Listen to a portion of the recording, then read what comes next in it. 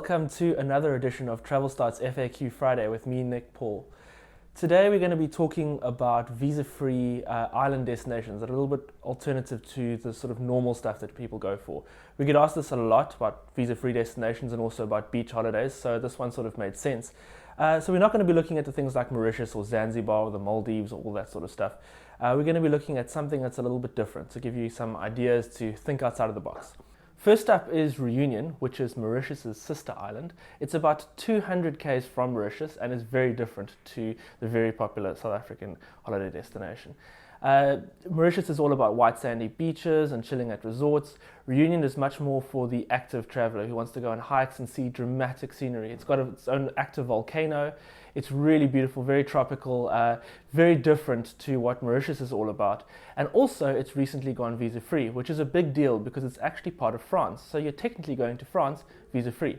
There are direct flights from Johannesburg as well, which makes it really easy to get to. You can ask our agents a little bit more about that if you're interested in going to Reunion. Secondly, we've got something on the other side of the world, the Bahamas. In fact, the Caribbean, a lot of the Caribbean and Central America is visa-free for South Africans. The only catch here, and the reason why I've included this one, is because it's very popular for South Africans to inquire about, but you do actually need a visa to get there. Not while you're in the Bahamas, but you often need to fly via the United States or the UK where you will need a visa. So just bear that in mind. What's great about the Bahamas, it's all about those white sandy beaches, blue water, chilling out, snorkeling, seeing some amazing undersea wildlife. It really is quite cool. I've been there myself and it was really, really beautiful.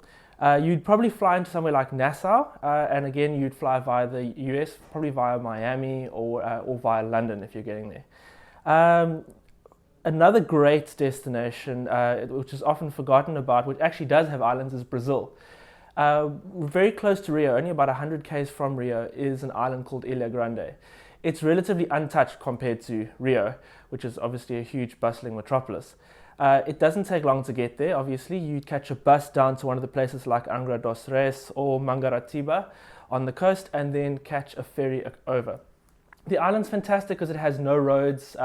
You're literally going to be going around by boats and snorkeling, chilling on the beach, going to the spas that are on the island. It's really, really great. So yeah, your closest airport there will be Rio de Janeiro, which you can fly to from South Africa by going from Joburg to Sao Paulo and Sao Paulo to Rio. Another very, very unusual destination for South Africans, it's known a lot to people in Australia and to China and stuff like that, is the Philippines. The Philippines is literally hundreds and hundreds and hundreds of islands. It's really, really beautiful. It's a lot like Thailand in some ways, but minus the massive throngs of tourists.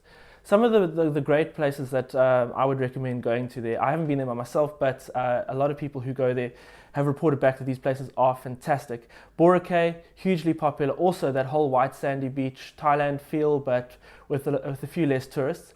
And secondly is Coron Island, which is famous for its beautiful lagoons, which you can go swimming in. We've included a couple of pictures of those. And finally, I think that this is going to be probably one of the most unusual out of all, is the Galapagos Islands. It's actually part of Ecuador, which is in South America.